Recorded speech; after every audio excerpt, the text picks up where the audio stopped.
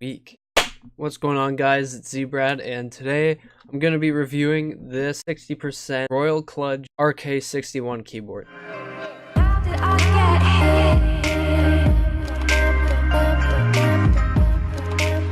This is a 60% keyboard. It's wireless and wired, so you can plug right into the back here. You can plug a micro USB cable into it, included in the box. Has backlighting. Unfortunately, it's not RGB, but it has the backlighting, and it has blue switches. I'm not sure if they're Kale, Gatorin, or whatever kind of switches. Yeah, they are blue switches. I went from a 2014 Black Widow Chroma to this, and I do have to say this is a lot better than my Black Widow Chroma. Probably does help a little bit that it is a newer keyboard, but just overall the switches feel better. The spacebar doesn't feel like it's loose. It doesn't feel like clingy. Like here, for example, this is my Razer keyboard spacebar. As you can see, it was pretty echoey, and yeah, it's just not that great overall, but this keyboard pretty nice and I really like it.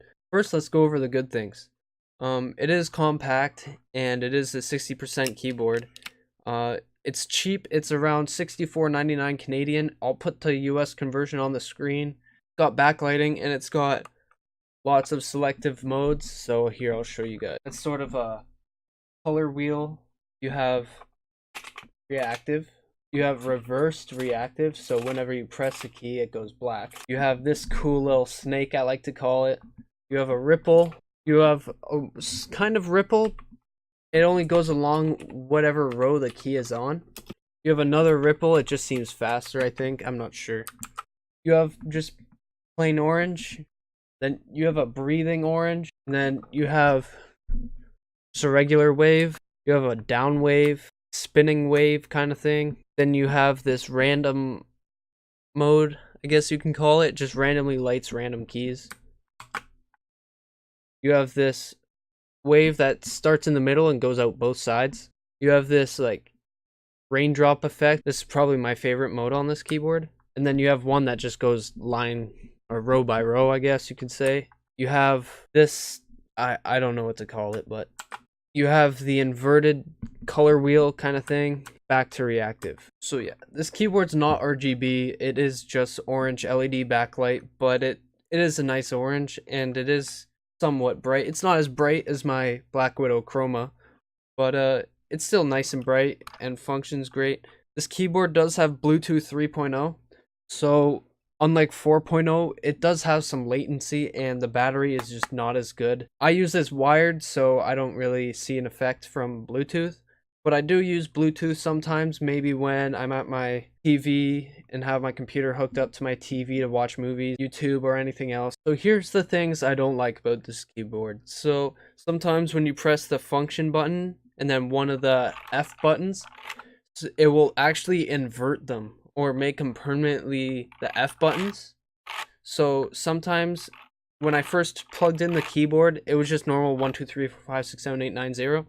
And then one time I tried using F8, and then they stayed permanently F8 unless I held down the function button, and then it went back to 1, 2, 3, 4, 5. But I had to keep holding down the function button to make these act like numbers instead of F keys. Another thing I don't like is, I mean, although it is handy how these are arrows, I just don't like that, because for the question mark, the way you have to do a question mark, you have to press FN, shift, question mark, and you can only do it by going shift, FN, and then question mark. If you try to do it any other way, it just won't work, which kind of sucks, but I only use this on my gaming PC.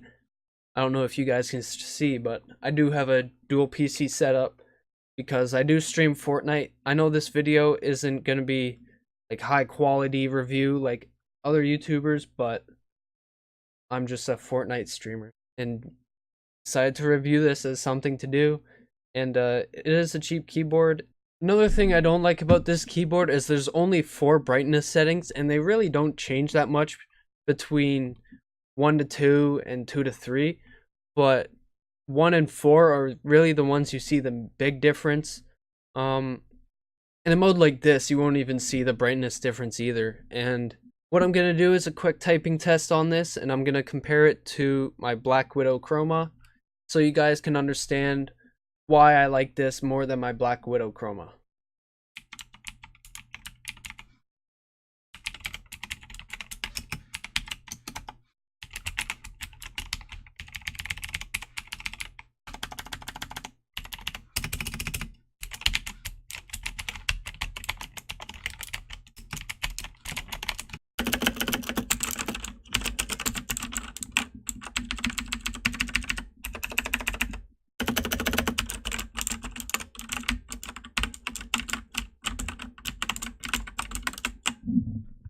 So as you guys can probably tell, it does sound a little bit better than the Black Widow Chroma does, but it is really clicky, which I'm not the biggest fan of. I actually ordered an AN Pro 2 with pale red switches, and unfortunately it's on back order, so I only ordered this keyboard just to use until I get my AN Pro 2. Another thing I don't like about the keyboard is it's not adjustable. That's not a big deal to some people, but like me, I honestly don't really care, because it does have a nice like stance to it already. But some people may want to have their keyboard more slanted and whatnot. Another thing I don't like too, I don't know if you guys can see right now because of the flashing, but in the space bar, there's actually a red LED. This tells you that it's charging, and since I only use it wired, I always see this red LED, and I thought it was like a defect at first, but yeah, it's just a charging light, which, I mean, I don't mind. You do need a charging light, but they could have put it like along the bottom somewhere, like a little tiny LED. But they decided not to, and just decided to make it red, which is not a big deal to me. But honestly, I wish it was down at the bottom, like I said. I also don't like how it's micro USB. It's not the most durable cable, and it's not the best connector, because it doesn't provide USB 3.0, which isn't a big deal since it's just a keyboard. But I think 3.0 has a little bit of a lower latency than 2.0 does. And the cable it came with is kind of short, but you could always switch it out for a different one. But if you like to have your computer a little bit farther away from you or on the floor, it wouldn't be long enough to reach, and you would have to buy a longer cable. Another thing about this keyboard is it has ABS plastic double shot keycaps.